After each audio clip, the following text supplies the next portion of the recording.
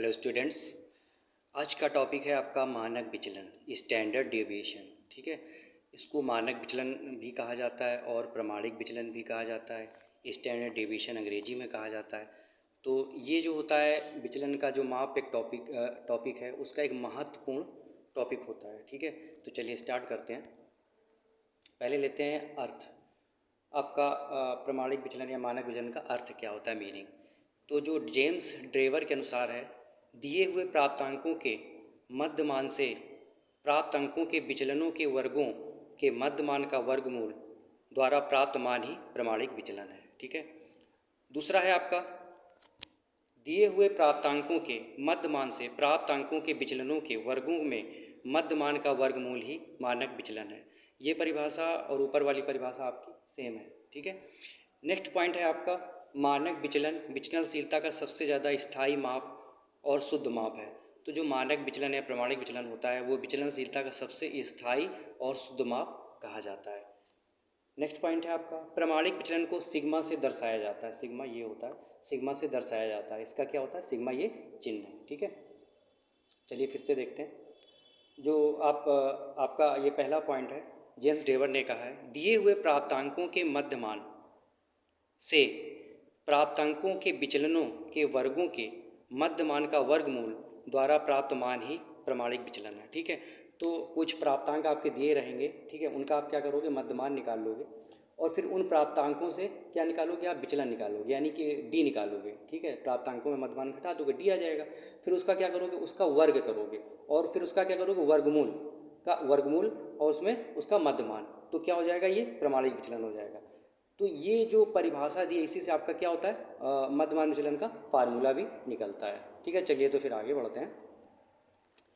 अब हम बात करेंगे प्रमाणिक विचलन के गुण या प्रॉपर्टीज ऑफ एसडी। ठीक है, स्टैंडर्ड डिविएशन की प्रॉपर्टीज क्या होती है। पहली क्या प्रॉपर्टीज है, अंक वितरण के प्रत्येक अंक में प्रमाणिक विचलन प्रभावित होता है। जो अंक वितरण होता है उसमें चूंकि जब प्रमाणिक विचलन निकालते हैं तो सभी अंकों का उसमें योगदान होता है, तो जो प्रत्येक अंक है वो क्या करेगा, प्रमाणिक विचलन को प्रभावित करता है। नेक्स्ट पॉइंट क्या आपका, प्रमाणिक विचलन समान संभावना वक्र का मुख्य आधार है। अगर हम प्रोबेबिलिटी कर्व या समान संभावना वक्र बनाएं तो क्या होगा, उसका मुख्य आधार क्या होता है, प्रमाणिक विचलन होता है। नेक्स्ट पॉइंट है आपका विचलनशीलता का सबसे ज़्यादा शुद्ध और विश्वसनीय माप है। ये तो आपको इसके पहले वाली स्लाइड में बताया था कि जो विचलनशीलता का ये सबसे शुद्ध और स्थायी मान होता है। ठीक है, नेक्स्ट पॉइंट है S D equal to 1.483 Q, ये लिखा हुआ।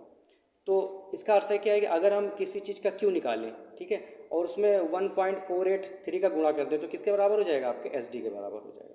ये है आपका next S D equal to 1.253 AD, यानी कि हम अगर किसी सीरीज का AD निकाल लें और उसमें क्या करें 1.523 का गुणा कर दें तो क्या SD के बराबर हो जाएगा। ठीक है, अब नेक्स्ट पॉइंट है आपका अंक वितरण के मध्यमान की विश्वसनीयता का अध्ययन प्रमाणिक विचलन के आधार पर किया जाता है। जो अंक वितरण के मध्यमान की विश्वसनीयता का जब अध्ययन करना हो तो क्या हमें जरूरत होती है, प्रमाणिक विचलन की जरूरत होती है। ठीक है, अब आगे बढ़ते हैं। अब हम बात करेंगे मानक विचलन के उपयोग, यूज ऑफ SD के। तो जो पहला उपयोग है आपका विचलन का सबसे अधिक स्थिर और विश्वसनीय माप ज्ञात करना हो तो SD का प्रयोग होता है। ठीक है, नेक्स्ट पॉइंट है आपका जब केंद्रीय मापकों में मध्यमान की गणना की गई हो तब क्या करेंगे, हमें SD की आवश्यकता पड़ेगी।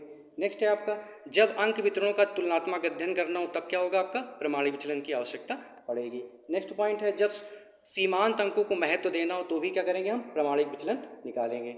नेक्स्ट है आपका सामान्य संभावना वक्र के अध्ययन में भी इसकी गणना की आवश्यकता पड़ती है। इसको पहले वाली स्लाइड में हमने बताया था कि जब हमें समान संभावना वक्र का जरूरत या बनाना होता है तो क्या हमें SD की आवश्यकता होती है। एंड लास्ट पॉइंट है इसका जब मूल प्राप्तांकों को प्रमाणिक प्राप्तांकों में बदलना हो तब भी मानक विचलन की आवश्यकता होती है। तो ये थे आपके मानक विचलन के यूजेज। चलिए अब आगे बढ़ते हैं। अब देखिए मानक विचलन या स्टैंडर्ड डिविएशन का सूत्र क्या होता है, SD इक्वल टू सिग्मा वर्गमूल का ये निशान है आपका sigma D square upon N। ठीक है, ये होता है एक फार्मूला। दूसरा क्या होता है SD equal to under root sigma D square upon N minus C square.